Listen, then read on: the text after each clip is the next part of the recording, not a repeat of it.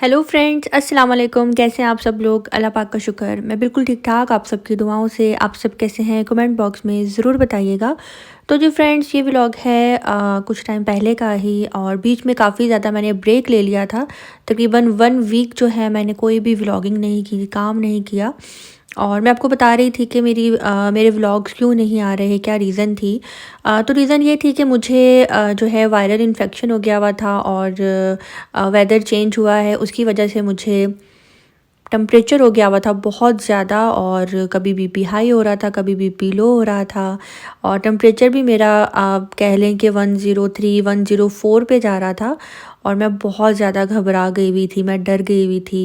और हालत बहुत ज़्यादा जो है ख़राब थी, वॉमिटिंग्स हो रही थी, मतलब कि ना कंडीशन बहुत अजीब सी हुई हुई थी, सिर्फ़ और सिर्फ वेदर चेंज होने के बाद। और मेरा बचपन से ही है कि मैंने नवंबर दिसंबर में ज़रूर मैंने ना बीमार होना होता है, मुझे टेम्परेचर होना होता है, मैं जितनी मर्ज़ी केयर कर लूँ। और बल्कि मैंने इस दफ़ा कुछ ज़्यादा ही अपनी केयर की थी। मैंने अभी तक जो है पीनट नहीं खाई, इसके अलावा मैंने अभी तक ऑरेंज नहीं खाया, क्योंकि ये 2 चीज़ें हैं जो मुझे मेन बीमार करती हैं, और मैंने इन चीज़ों से ना बहुत ज़्यादा अवॉइड किया था। लेकिन उसके बावजूद फिर भी मैं बीमार हो गई। तो एक दिन क्या हुआ, मेरी बर्थडे वाले दिन जो है मैं बीमार हुई थी 26 नवंबर को। बस मेरे स्टमक में काफ़ी पेन हो रहा था, और वो पेन भरता भरता इतना ज़्यादा भर गया कि रात को 1:30-2 बजे जब मेरे हस्बैंड मुझे हॉस्पिटल लेकर जा रहे थे, तो रास्ते में मैंने 2 दफ़ा जो है वॉमिटिंग की थी। और उसके बाद फिर वहाँ पे ड्रिप्स लगी, और पूरी रात तकरीबन मेरी वहीं पे ही गुजर गई। और 1 वीक मैं काफ़ी ज़्यादा बीमार रही। बीच में मैं वॉइस ओवर भी कर रही थी, मैंने 2-3 दफ़ा वॉइस ओवर भी किया। और वो भी काफ़ी ज़्यादा मुझे मेरे हस्बैंड ने फ़ोर्स किया कि बीमार रहोगी, अपने आप को एक्टिव करो, अपनी वीडियो बनाओ, और अपना जो ध्यान है वो इधर उधर करो, फिर ही तुम ठीक होगी। तो बस ये टेम्परेचर जो है अभी सबको हो रहा है बारी बारी, जितने मेरे इर्द गिर्द लोग हैं जान पहचान वाले, उन सबको बारी बारी हो रहा है। तो शुक्र अल्लाह का, मैं अब बिल्कुल ठीक ठाक हूँ, A1 हूँ, और फिट एंड फाट हूँ। फिट फाट। तो बस यहाँ पे हस्बैंड के लिए जो है ना, मैं ब्रेकफास्ट बना रही थी। तो हस्बैंड ने कहा कि तुम भी कुछ खाओगी तो ही मैं दवाई दूंगा, और क्योंकि मेडिसिन जो है काफ़ी हैवी थी मेरी, जो मुझे लेनी थी। तो एक कटलेस जो है मैं अपने लिए बना रही हूँ, 2 कटलेस हस्बैंड के लिए हैं, साथ में 2 रेडीमेड पराठे हस्बैंड के लिए हैं। और मैं खाऊंगी स्लाइस के साथ, और साथ में जी मैं चाय ले लूँगी। ये था जी मेरा आज का ब्रेकफास्ट। और अभी मुझे हस्बैंड यही बोल रहे थे कि काम नहीं करो, थोड़ा रेस्ट करो, मैं बना लेता हूँ। लेकिन मैं यही कह रही थी कि नहीं, कोई बात नहीं, अब करना तो जी मुझे ही है, जो भी है। तो काम करूँगी। और आपको पता है, जब मैं ठीक होकर अपने किचन में गई थी ना 1 वीक के बाद, तो मुझे समझ ही नहीं आ रहा था कि मैंने कहाँ से काम स्टार्ट करना है, मुझे सफाई कहाँ से करनी है, क्योंकि उस दिन नसीन भी नहीं आई थी। और पूरे घर की सफाई भी मैंने की, किचन भी मैंने नीट किया। मेरी शेल्फ़ इतनी ज़्यादा गंदी हुई हुई थी, क्योंकि मैं रोज़ डस्टिंग करती थी, रोज़ साफ़ करती थी। तो बीच में अच्छा खासा जो है ना गैप आ गया हुआ था। तो नसरीन भी जो है उस दिन नहीं आई थी, और बस फिर मुझे पूरा काम जो है ना एक दिन करना पड़ा। और हस्बैंड से ना अच्छी खासी मैंने डांट भी खा ली इस बात को लेकर। तो बस यहाँ पे शाम का टाइम था, कि कोई 4 बज रहे थे। तो हस्बैंड मुझे जो है अब लेकर जा रहे हैं हॉस्पिटल। तो वॉइस ओवर मुझे करनी पड़ गई है, हवा का काफ़ी ज़्यादा शोर था। और यहाँ पे जी काफ़ी लेट हो गया हुआ था। जब मैं घर आई थी तो समझ नहीं आ रहा था कि आज खाने में क्या बनाएं। तो रास्ते में मैंने ना एक गोभी का फूल ले लिया था। तो चिकन जो है मेरे पास फ्रीज़ था, तो मैंने सोचा कि जल्दी से पानी में ना इस तरह से मैं रख देती हूँ, और चिकन मेरा मेल्ट भी हो जाएगा। तो मैंने पानी डालकर चिकन को ऐसे रख दिया था। जब वो चिकन मेल्ट हो गया, थोड़ा सा बॉयल हो गया, पानी ड्राई हो गया, उसके अंदर मैंने लहसुन अदरक की पेस्ट ऐड की, और हरी मिर्च की पेस्ट ऐड की। और अब मैं इसको अच्छी तरह भून लूँगी ऑयल डालकर। थोड़ा सा मैं ऑयल इसके अंदर ऐड करूँगी, और उसके बाद जो है मैं इसको फ्राई कर लूँगी। मेरा प्याज कट करने पे बिल्कुल भी दिल नहीं कर रहा था, एक तो सुस्ती थी, और अभी नई नई जो है तबीयत ठीक हुई थी, और अभी हाथ में भी काफ़ी ज़्यादा पेन हो रहा था। तो मैंने सोचा कि जल्दी से जो है ना गोभी बना लेते हैं, और बस अच्छी पक जाए गोभी। और आजकल विंटर्स में वैसी गोभी बहुत अच्छी आई हुई है, तो गोभी चिकन बनाने पे दिल कर रहा था, तो मैंने कहा जी गोभी चिकन ही बना लेते हैं। तो बस यहाँ पे जी अब मैं ऑयल डाल के इसको फ्राई कर रही हूँ। और गोभी जो है मैंने कट करके अच्छी तरह वॉश कर ली थी। और इसके बाद मैं इसके अंदर ऐड कर दूँगी वही रवायती मसाले हमारे जो होते हैं, जैसे कि नमक, मिर्च, हल्दी और पिसा हुआ सूखा धनिया। बस यही मसाले मैं इसके अंदर ऐड करूँगी और इसको अच्छी तरह भून लूँगी। और उसके बाद जो है मेरे पास जो फ्राई प्याज़ है, थोड़ी-सी फ्राई प्याज़ डाल दूँगी इसके अंदर, ताकि जो मसाला है, ग्रेवी है, वो एक अच्छी-सी बन जाए। चिकन तकरीबन मेरा 80% जो है गल गया हुआ था।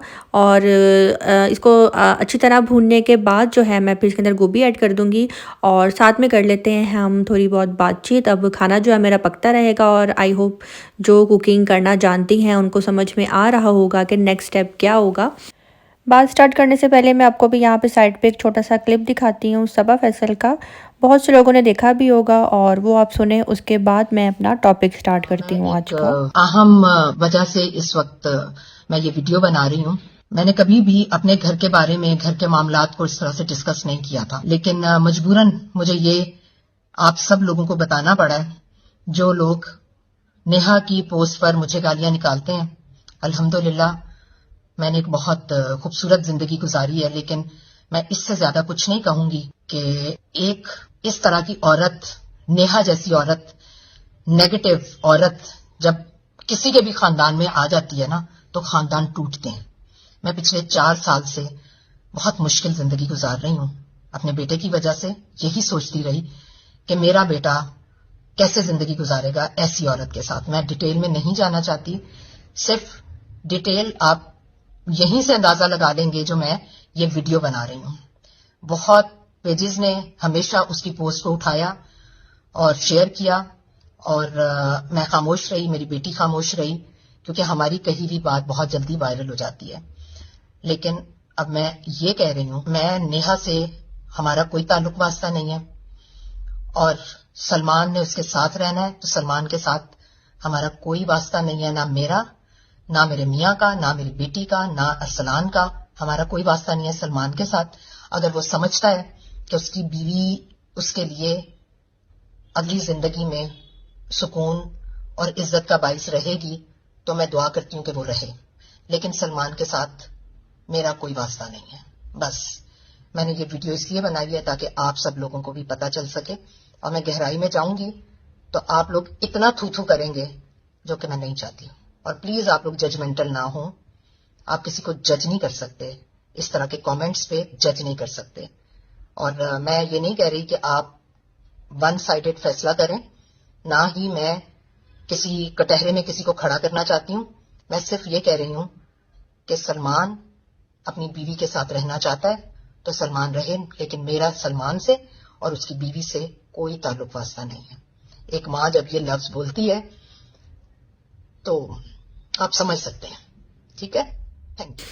तो अभी 2 दिन पहले जो है ना, मैंने टिकटॉक अपना मैं यूज़ कर रही थी, तो मैंने टिकटॉक पे देखा कि सबा फैसल जो है उनकी फ़ैमिली में काफ़ी ज़्यादा कंट्रोवर्सी इस टाइम चल रही है। और उनकी बातें सुनकर बहुत ज़्यादा दुख हुआ, बहुत ज़्यादा अफसोस हुआ। और हैरानगी तो बिल्कुल भी नहीं हुई, क्योंकि हैरानगी इसलिए नहीं हुई, देखिए मेरी बात सुने, मैं अभी यहाँ पे बात करने लगी हूँ एक नॉर्मल एज अ व्लॉगर, और जस्ट एक छोटा सा रिएक्शन दे रही हूँ और इसके ऊपर इस टॉपिक पे जो है बात कर रही हूँ। और मुझे ऐसा लगता है कि ये जो टॉपिक है ना, अब ये घर घर की कहानी बन गया है। घर घर की कहानी मैं इसीलिए बोलूँगी कि सबा फैसल की वीडियो के नीचे आप कह लें कि हज़ारों की तादाद में कमेंट्स आए हुए थे और सबका एक ही रोना था, हमारे घर में भी ऐसा हुआ, हमारे घर में भी ऐसा हुआ। बहुत से लोगों को पता होगा कि सबा फैसल कौन है। सबा फैसल जो हैं हमारे पाकिस्तानी ड्रामों में, और इससे पहले पीटीवी पे ये न्यूज़ एंकर भी थी। और काफ़ी ज़्यादा जो है इनका एक नाम है हमारे पाकिस्तानी इंडस्ट्री में। इनके ड्रामे बहुत अच्छे होते हैं और ये जो भी ड्रामा लेती हैं बहुत ही अच्छा जो है टॉपिक उठाती हैं। तो अभी 4 साल पहले उन्होंने अपने बेटे जो सलमान है, छोटा बेटा, उसकी शादी की थी और ख़ुद करवाई थी उसकी शादी। और अब उनके घर के हालात इस तरह से हैं कि उनकी बहू जो है, जो अपने हाथों से उसको ब्याह के लेकर आई थी, वो सोशल मीडिया के ऊपर उनकी कमाई को उनको हराम बोल रही हैं कि जी ये हराम खाती हैं, हराम कमाती हैं, अल्लाह इज़्ज़त दे, अभी तो इज़्ज़त कमा लेंगी, अगले जहान में क्या करेंगी। तो ससुराल वालों को इस तरह से बेइज्जत करना सोशल मीडिया पर आकर, मुझे लगता है कि आजकल की लड़कियों ने ना ये एक नया तरीका ढूंढा है अपनी भड़ास निकालने का। पहले ज़माने में जो लड़कियां होती थी, औरतें होती थी, वो क्या करती थी, सास की कोई बात बुरी लगी, नंद की कोई बात बुरी लगी, जेठानी की, देवरानी की बात बुरी लगी, सब्ज़ी लेने गई हैं या शॉपिंग करने गई हैं, कोई हमसाई मिल गई है, खरे खरे 10-15 मिनट के अंदर अंदर सारी बातें बता बतू कर, बुराइयां करके सास ससुर नंद की, जेठानियों की घर आ जाती थी। लेकिन अब वो तरीका जो है ख़त्म हो गया। आजकल नेबर्स बहुत कम एक दूसरे को मिलते हैं और इन्होंने नया तरीका ये ढूंढा है आजकल की बहुओं ने, सोशल मीडिया। इंस्टाग्राम पे आप बेइज्जत कर लो ससुराल वालों को, यूट्यूब पे कमेंट्स में कर लो, फेसबुक पे कर लो, और बाद में अच्छा बात ऐसे लगा रही होती हैं जैसे कि उन्होंने ट्वीट किया, इंस्टाग्राम पे उन्होंने जो है पोस्ट लगाई जिसमें उन्होंने हराम की बात बोली कि जी सबा फैसल हराम कमाती हैं और अगले जहान में क्या करेंगे ये वो। अच्छा, उन्होंने अपनी सास का नाम मेंशन नहीं किया था उसमें, लेकिन आपको पता है पब्लिक को साफ नज़र आ रहा था ये किसको क्या बात लगा रही हैं। तो मैं ये ऐसी लड़कियों से सवाल करना चाहती हूँ कि शादी करने से पहले उनको नहीं पता था कि ये इंडस्ट्री में काम करती हैं, ड्रामों में काम करती हैं और मॉडलिंग करती हैं, तब उनको नहीं पता था, तब तो शादी करवा ली। लेकिन जैसे ही हालात ख़राब होते हैं, मामलात ख़राब होते हैं, तो सबसे पहले हलाल हराम पे आ जाती हैं, कुरान का और अल्लाह का सहारा लेकर खुद जो है फिर आजकल की लड़कियां नेक शरीफ बन जाती हैं और ससुराल वालों को जो है बुरा बना देती हैं। मैं ये नहीं कहती कि सिर्फ ससुराल वाले ही मासूम होते हैं, कहीं ना कहीं ससुराल वाले भी गलत होते हैं और कहीं ना कहीं लड़कियां भी गलत होती हैं। मैं उन पेरेंट्स से यही रिक्वेस्ट करूंगी, पता नहीं वो पेरेंट्स किधर गए हैं जो अपनी बच्चियों को जो है रुखसती के टाइम पे बोला करते थे कि बेटा आना इज़्ज़त से आना, हंसी हंसी आना, हंसी खुशी जाना, रो कर आओगी हमारे घर के दरवाजे बंद हैं। मुझे लगता है वो वाले माँ बाप अब सिर्फ कब्रिस्तान में ही मिलेंगे, कब्रों में ही मिलेंगे, क्योंकि आजकल के माँ बाप कहते हैं बेटा अगर किसी ने आंसू दिया ना एक दफ़ा भी आंख में, हमें फ़ोन करना, अब्बू आएंगे अम्मी आएंगी, गाड़ी में बिठा कर वापस ले जाएंगी। तो पेरेंट्स को चाहिए अपनी बेटियों की तरबियत का बहुत ज़्यादा ख्याल रखें, बहुत ज़्यादा उनको इज़्ज़त करना सिखाएं, ससुराल वालों की रिश्तों की अहमियत बताएं। और मैं ससुराल वालों से यानी कि लड़के वालों से मैं ये बोलूँगी कि शादी करते हुए आपने ख़ास ख्याल रखना है, वहाँ पे शादियाँ करें जिनकी फैमिली हो, जिनके घरों में रिश्तेदारों का आना जाना हो, जिनको आपको पता हो कि जी रिश्ता दिखाने में मामू चाचा ताया पुप्पी मासी ये लोग बैठे हैं। जब रिश्ता दिखाते हुए अगर ये रिश्ते शामिल नहीं है ना, इट मीन के इन फैमिली में जो है ना भाईचारा बिल्कुल भी नहीं है। तो रिश्ता करते हुए इन बातों का ना ख़ास ख्याल रखना चाहिए और जल्दबाजी के जो फ़ैसले होते हैं ना उनमें हमेशा नुकसान उठाया जाता है। और सबा फैसल ने जो है साफ बोला है कि मेरी बहू के साथ और मेरे बेटे के साथ कोई ताल्लुक़ नहीं है। अभी सैटरडे को जो है उनके बेटे ने अपने बेटे की बर्थडे की है जिसमें अपनी माँ को, अपनी सगी माँ को बिल्कुल भी इनवाइट नहीं किया, अपनी बहन को इनवाइट नहीं किया। तो ये बहुत इंसल्टिंग बात है।